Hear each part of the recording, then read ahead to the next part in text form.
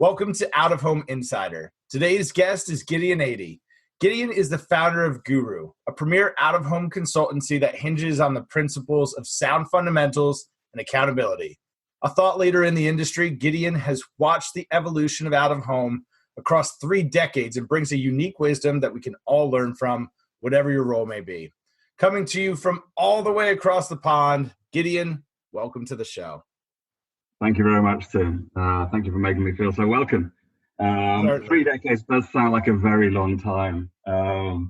Although, yeah, when you add up what I've done, it does end up being 3 decades. But I don't feel like I've done 3 decades of this. I still feel like I'm learning stuff.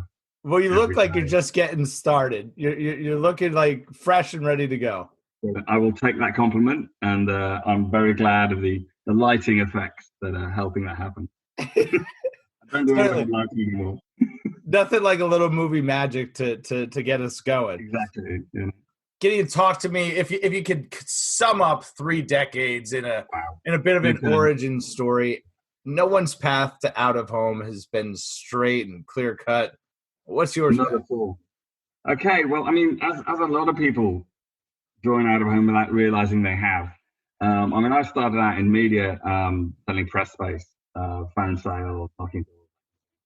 I got an interview for a company called Mills and Allen, which is now part of JCDecaux, and went to see them. And I'd never seen posters, apparently, never seen posters. And they said, "Well, where do you work?" And I go, "Stamford Street." And they go, "So, and where do you get there?" And I go, "Through Waterloo Station. I walk down Stamford Street every day." They go, "So you pass 9 billboards on that walk every day?" I go, "Really?" And I remembered all the ads, but didn't remember the structures. And that's kind of what really got me into it. It's a passive medium. People remember the campaigns.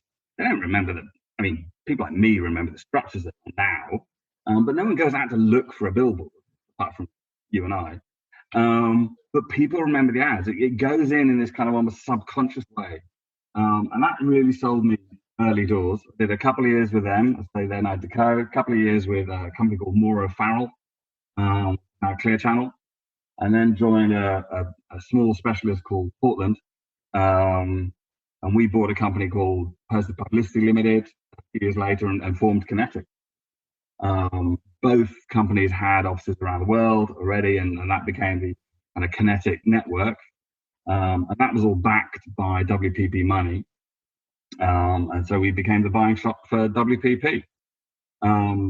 Started out, then it's still a sales job, and probably is still today, working on tobacco brands, car brands, alcohol brands. Our business was 35% booze, fags, cars.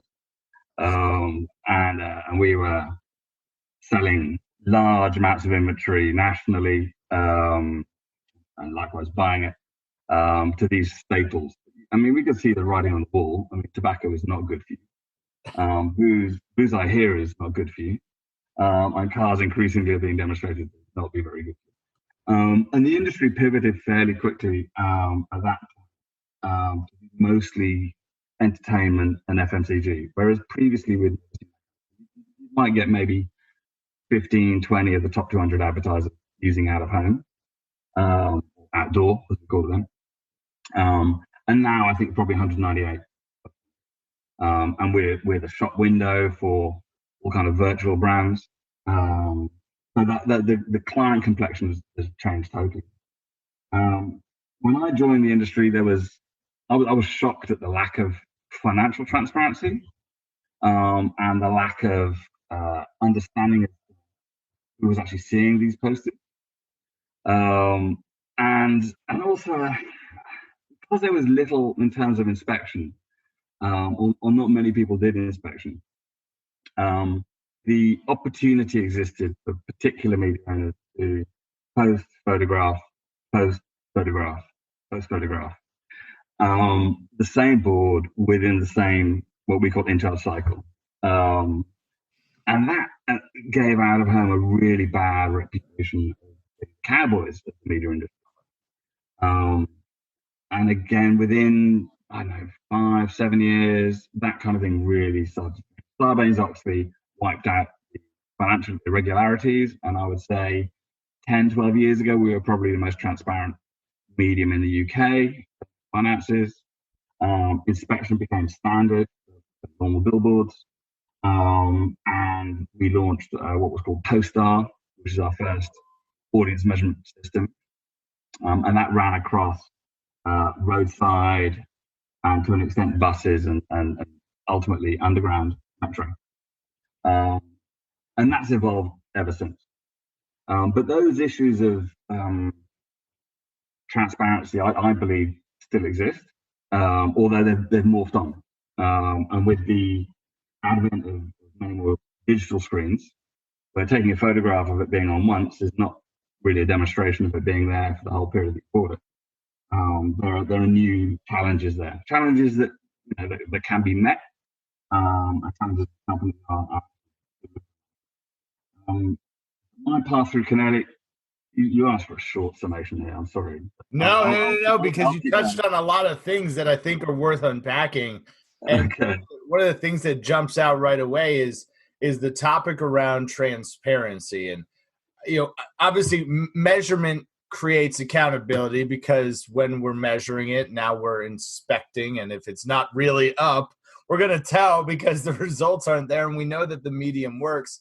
What was it? What were the major catalysts that took place to really, it sounds like, accelerate that timetable on creating a more transparent experience for brands and advertisers? In terms of transparency of the measurement piece, it was, again, probably 2008, we commissioned this, launched the first tranche of data 2012, and that's what we call our audience currency, which is root. The equivalent of Geopath, I guess, but over here. The difference here is that in the UK, most of these kind of industry currencies are built by what are called joint industry committees. So that the business is owned by the seller and the buyer. And on the board, you have representatives of the media agencies, their trade body, and of the advertisers and their trade body. So you end up with transparency in terms of process and methodology.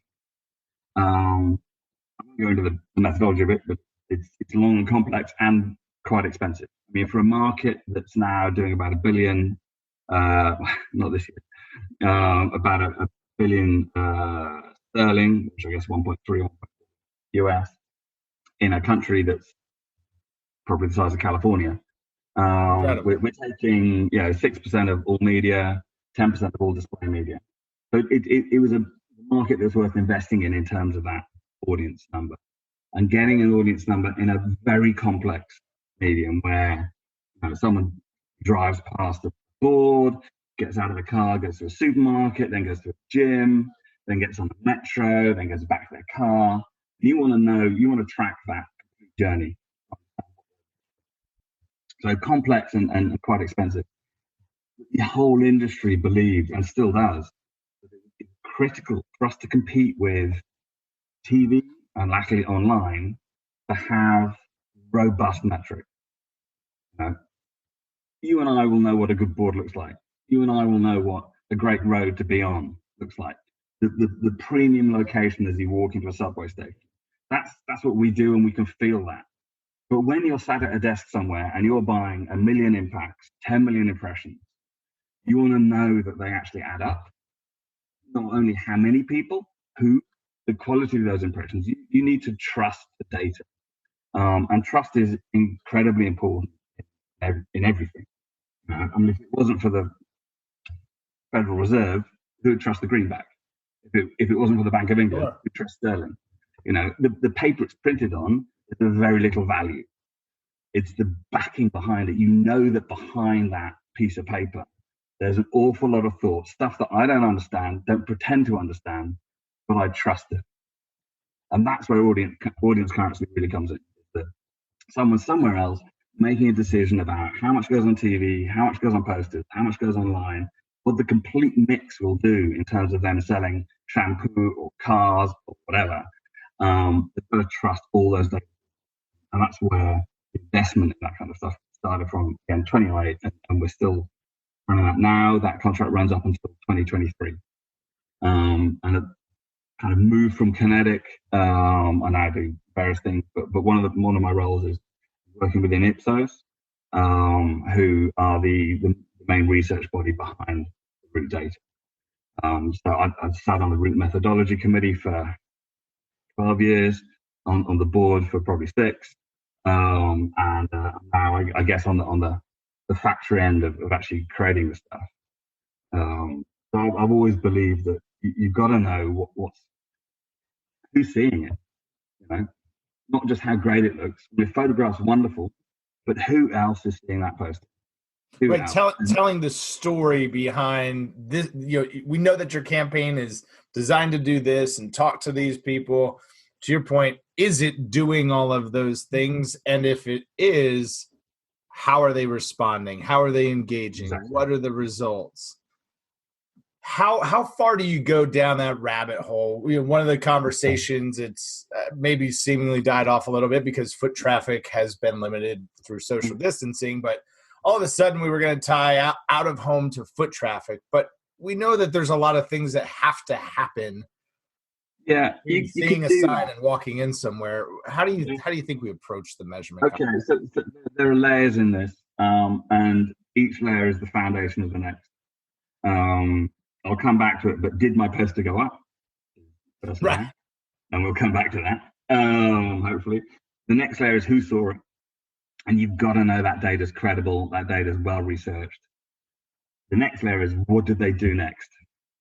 And that's the really difficult part for any, and we call out of home broadcast, because it's not one-to-one, it's a one-to-many medium. Whether that's in a gym, possibly in a cubicle, it's not. In a gym, on the road, subway station, it's a one-to-many medium. So we are broadcasting the message. We can do quite targeted broadcast, pick out one town, pick out one area near an outlet, but it's always going to be broadcast. So its natural ability is in brand building. Whether that's building a brand literally as someone walks into a retailer, or reminding them of a brand as they walk into a retailer, even if they don't purchase that day, they've been reminded of that brand. It's a brand building medium. And measuring it is a nightmare. And I think if anyone ever got to the point of measuring it completely, a lot of us would be out of work. I agree. But depending on what your task is, you measure it in different ways. If you're running a brand-only campaign, then that's a research job. You go interview a couple of thousand people, find out what they thought before they saw it, what they thought after it.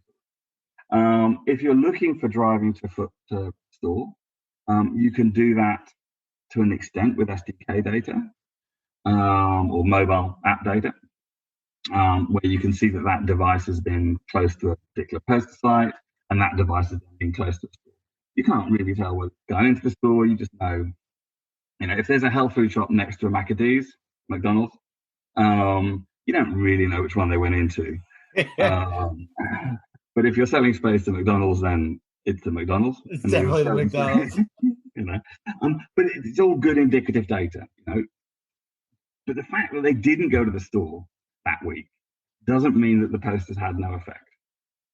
So there's all these layers on this. You can put direct response mechanisms on posters, the whole touch thing, the QR code.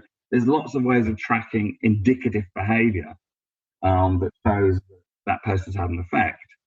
But I don't think we'll ever capture all of it in the way that you'll never capture all of the TV effect. The only way that you can get close to that is through modeling when you're doing large quantities consistently of out of home.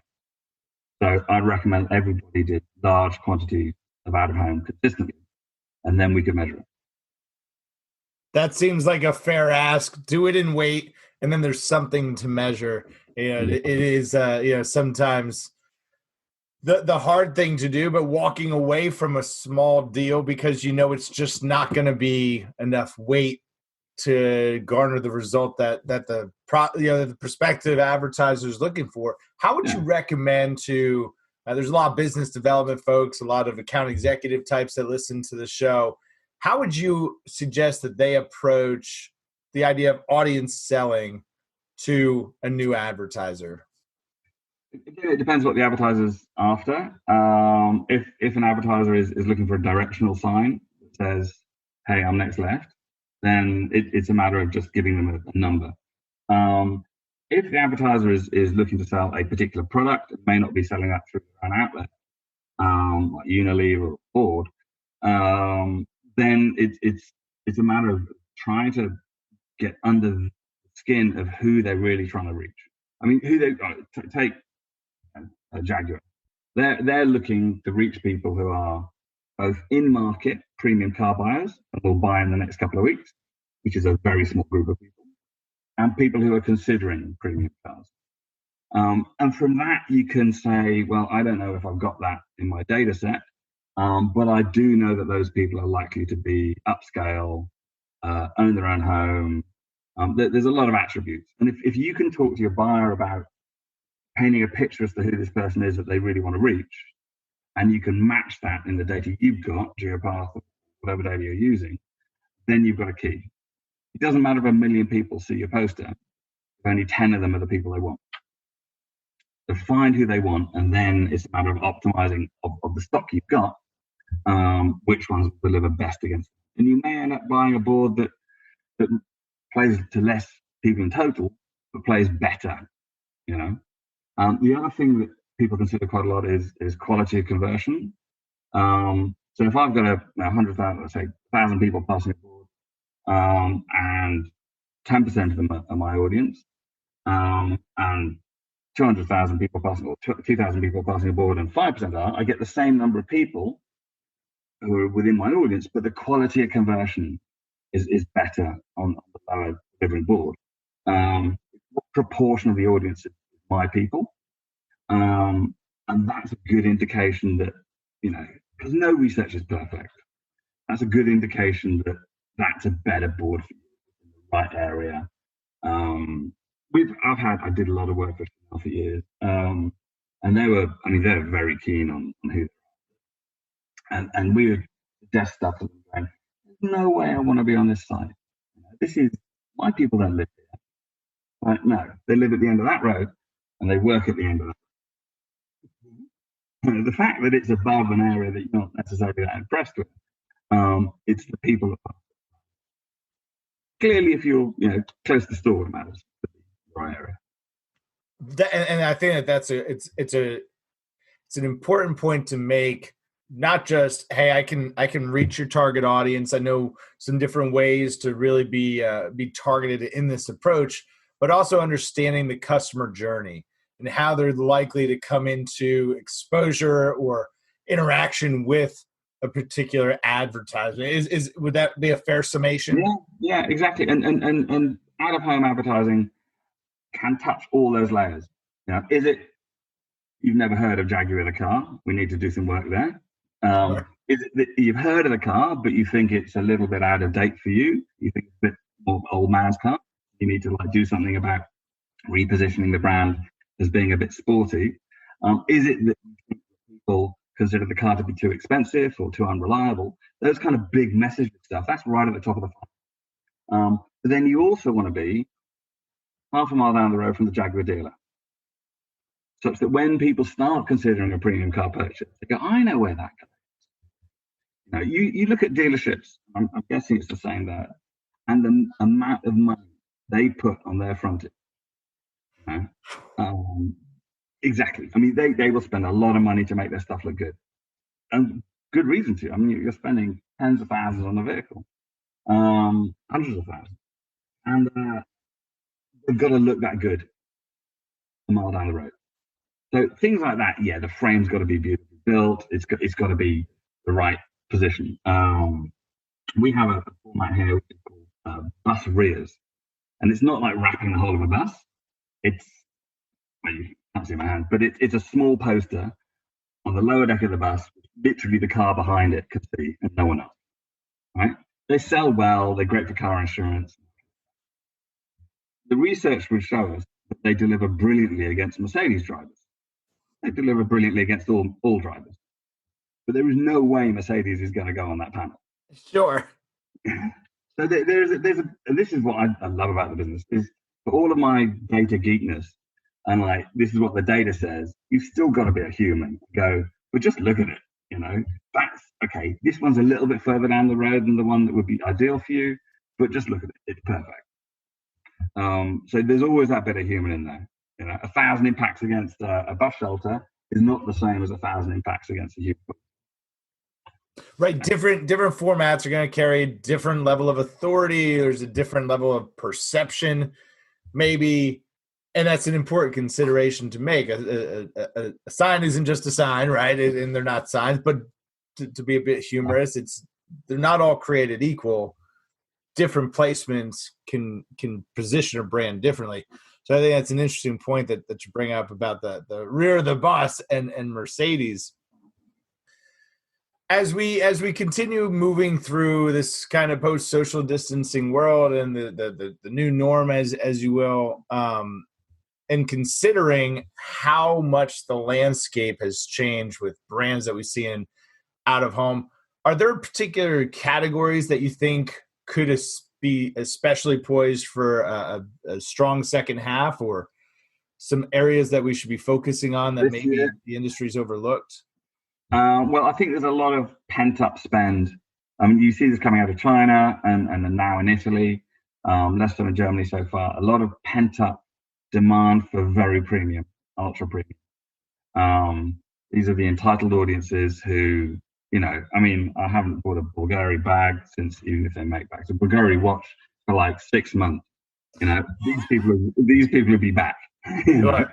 I wouldn't even know how much something like that costs, but so there's a pent-up market there, and we see that, and it's easy to see that in the uber premium element, because there are very small outlets for that, and they're generally clustered. See those people returning, but that has got to trickle down into other categories. People need a way out. Now, I don't know where you are with your allowing people to go to cinemas, but that kind of entertainment experience type brands, and that trickles into phone operators. Again, I don't know how the packages are sold there, but here, you get a package which will include free sports streaming, free social, that kind of experience that's been held back, I think, is where people will go next. So it's not necessarily a category spend, but an approach to advertising. But there'll be categories in there. There'll be a lot of what we call staycations. It's a lot of people are going to be less comfortable getting into a plane for a little while. And the Great American Road Trip is fabled across the world. We see it in movies, everywhere. You see it in Indian cinema as much as you do in UK cinema. I'm sure you see it in the US. How often have you actually gone and done that? No. Okay, tourist boards. Sure. Lodges. Let people explore the myth and beauty of the great country.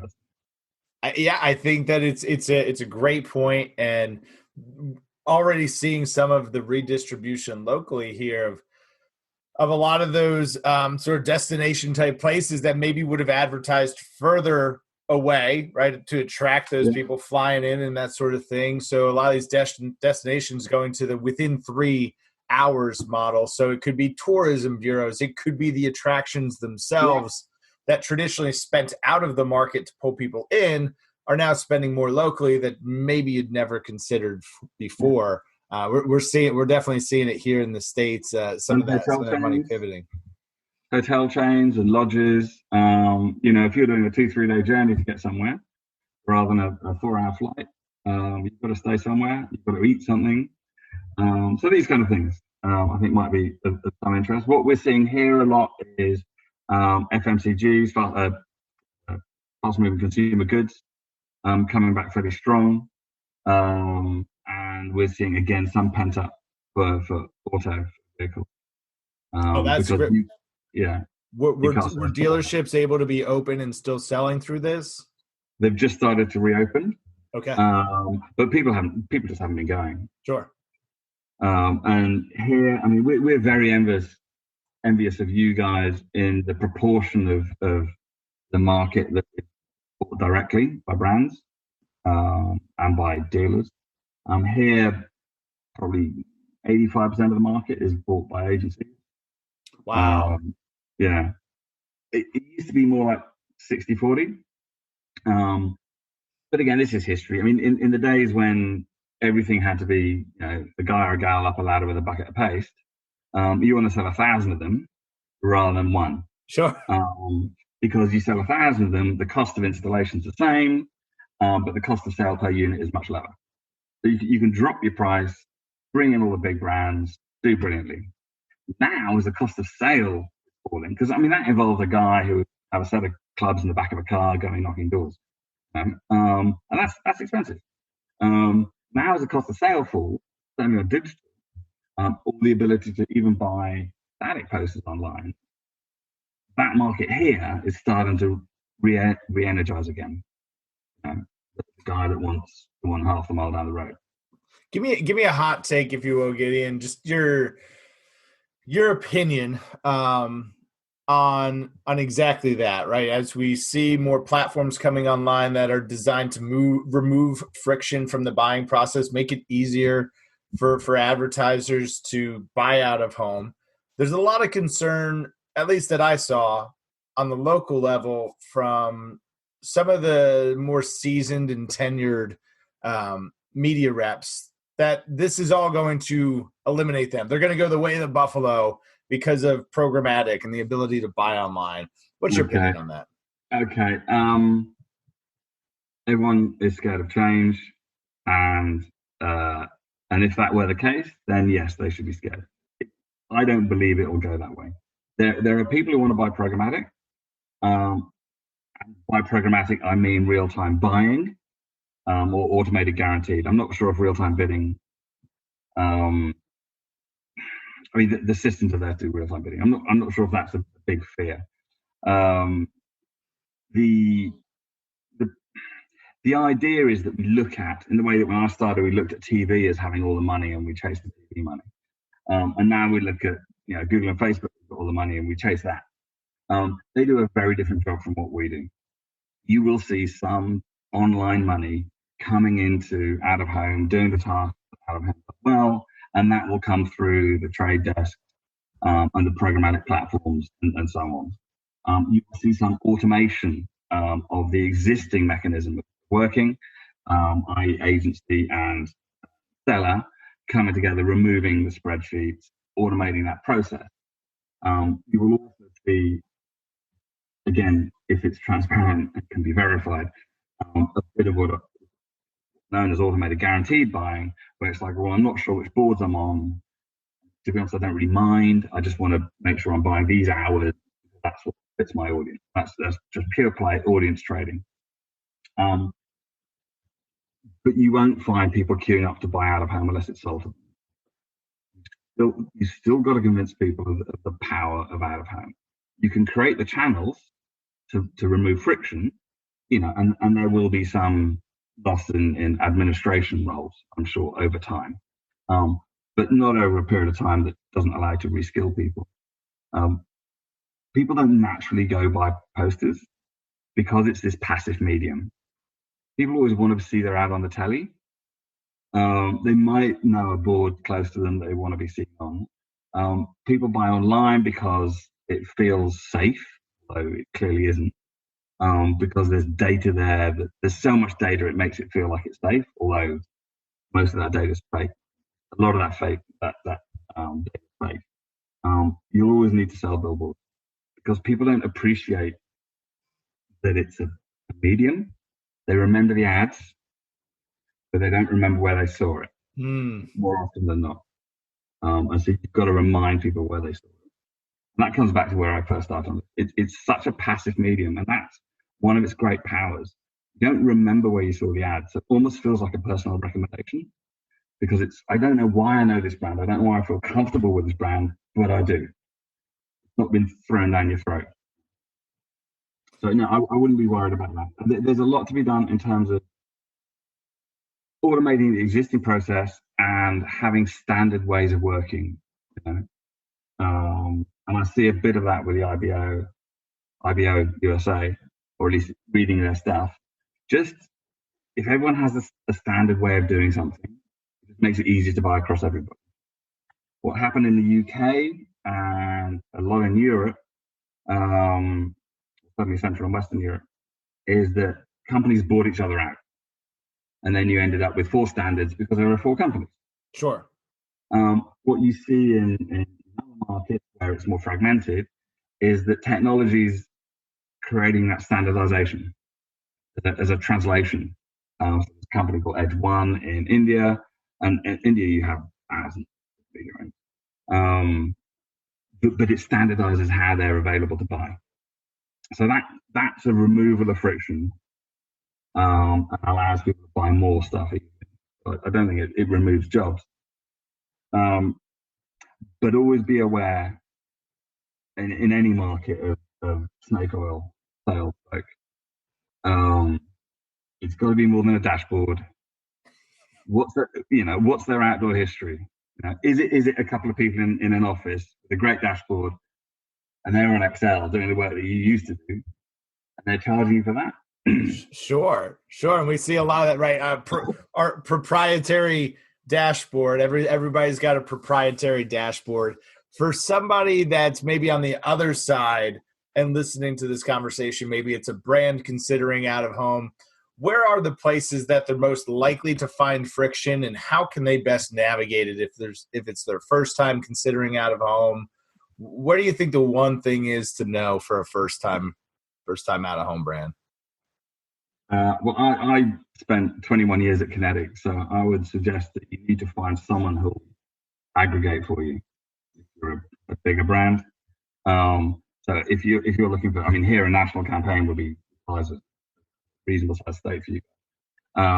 You need someone who's going to take that grief away from you, and that can be a salesperson with enough inventory who can take that grief away, resize copy to make sure it fits all the formats you bought, gives you credible, independent data on who's seeing it, that it went up, that it was seen by these people. Just is friction. And whether that's a person taking that friction away, or whether it's a company taking the friction away, or whether at some point it is one of these systems taking it away, I think for anybody buying it, you've got to have it simplified for you, because it's a complex medium, the way it's absorbed, in the way that physically people have to go and put the stuff up. Meanwhile, stuff's going up on screens. Get an expert. Sounds like finding a guru could be a helpful thing. As I say, I've got to. I worked 21 years for a specialist, so I believe in specialism.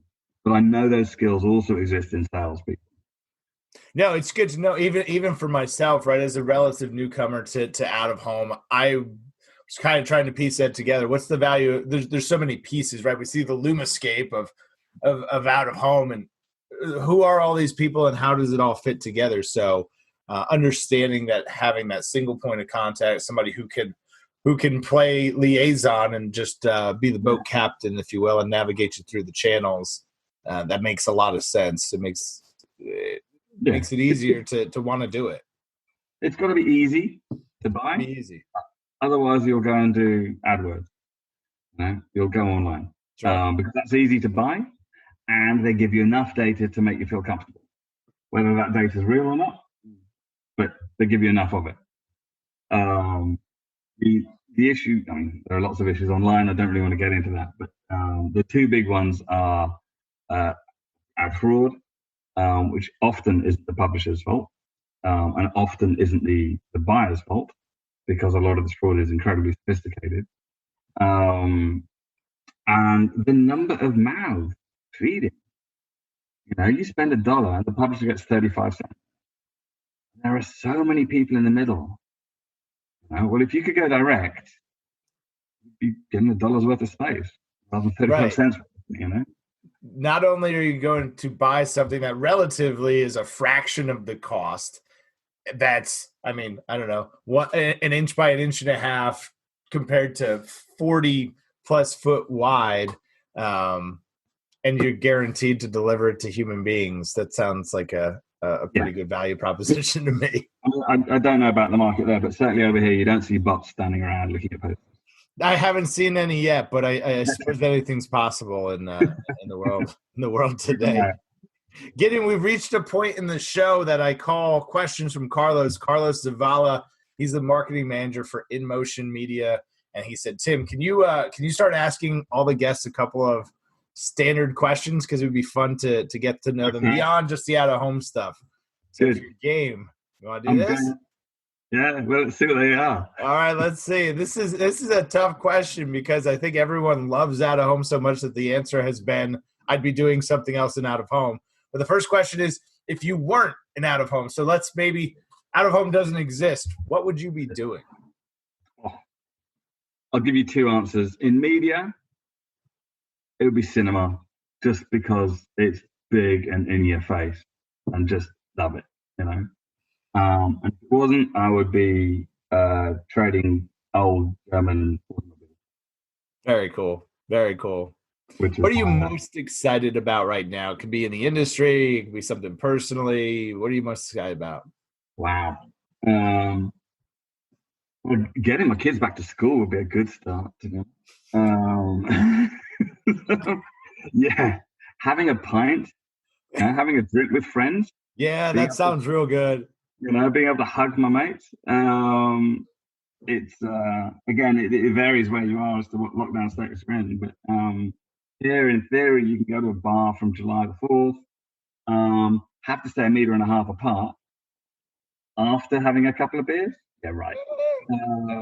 We'll see. So yeah. I mean, I've been working from home quite a lot recently, as a number of people have. It's just getting back out there. Yeah, simple pleasures. Yeah, seeing people in 3D. For sure. Hey, I took my truck for an oil change the other day, and my friend is the service advisor at the dealership, and I just couldn't. I hadn't seen her in 6 months, and just had to give her a hug, and it was weird. It was weird to hug like another person that's not your immediate family. It was a strange thing. The other thing that's probably high on my excitement list at the moment is waiting for the mailman, because somewhere out there in the mail is an I Heart OOH hat.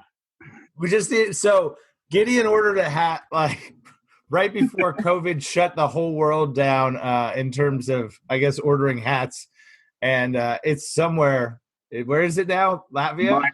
My hat is traveling the world. I think it's for all of us. Yeah. Yeah, I mean, by the time it gets here, it's going to have like a gold reward card from some airline. It should, at the very least. Yeah, so that's one of my top excitements at the moment. Well, I'm excited. That's what I'm most excited about, is for your hat to finally get to. And I appreciate you supporting the show and showing your love for out of home. And we look forward to a day when things are back in stock and shipping doesn't take a month. It's good. Yeah, wow. Yeah. That's what I'm most excited about. How about inspiration, motivation, reflection? Are you a podcast guy? Do you read? Where do you go for those sorts of things? Any recommendations?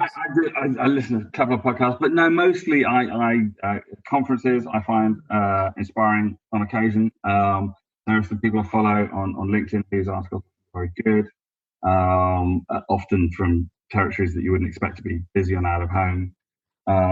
I get a lot out of my kids and their kind of simplicity of view on life. They're not clouded by all kind of crap we've bought over time. Yeah, and honestly, I really like going out in the countryside. This may sound terrible. There's nothing, no buildings, no billboards, nothing. That sounds like a nice place to get away to. Yeah, just getting out with the dogs and getting out there. Very good. Gideon, where can folks learn more about you, find out more about what you do? Where's the best place to find you? You can find me. I've got a website, which is Gurooh, which is GUROOH.co.uk.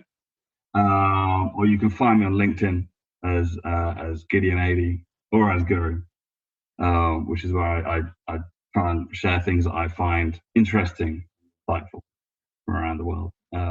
There's a lot going on. There's something about out of home where you get on a plane when we can, and you go to a country that you hardly know, and the out-of-home folk just welcome you. It's just, I don't know what it is, but there's something family about this. And so anyone who's just joined the business, this is your life.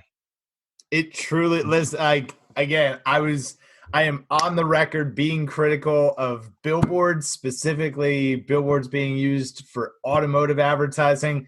I was not a believer. Once I saw how out of home impacted brands inside of Google Analytics, and I could see it, there was a tangible lift. There were more people going to the website. There were more people buying stuff. There were more people doing the things that were fundamentally important to a business. Once I saw that, the hook was set, and the rest is history, as they say. Yeah. Out of home has its hooks in me. It does. You just got to serve your time. It's amazing. It's amazing, and there's, I don't think, no better format to just use as a creative canvas for whatever you can imagine. We often describe it as the second oldest profession. And if you're not familiar with what the first is, you can check the show notes below. And Gideon, it's been a pleasure, sir. Thank you so much for being on the show. Thank you very much, Tim. If this has been helpful, I encourage you, please share it with somebody who could benefit. As always, make sure to click the subscribe button down below in the corner. If you want to get swagged up sometime in the next 6 months to a year, obviously forgive for shipping. Check out oohswag.com. Use promo code INSIDER for 10% off your first purchase, and we'll see you guys next time.